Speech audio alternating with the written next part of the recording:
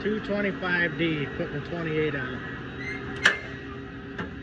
Inside this compartment's the battery and stuff. We hook right to the battery with our power. So there's our fuse, there's the ground. Here's the switch that we could shut the joystick off with. Diode trees mounted there. Out up here, we took the factory joystick off, put our joystick in. So it's mounted up just like the diagram.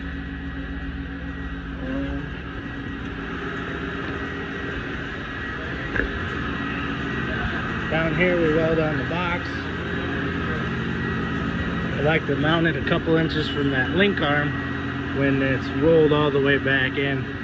So weld the box right to the stick. It has all the shutoffs and electrical, all that stuff in it. This one had a thumb, so we did some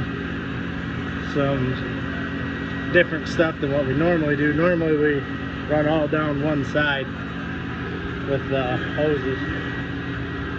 The K-strain hoses were 12 foot, 12 foot, and 10 foot.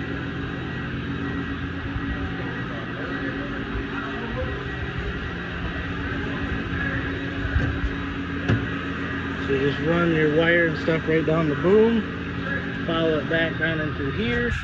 And on this one we hooked this K-strain right into the tank port. There's a bulkhead here with an extra port.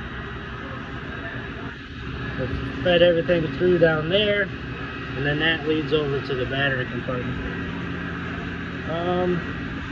And then these are our pilot valves here to run the auxiliary with.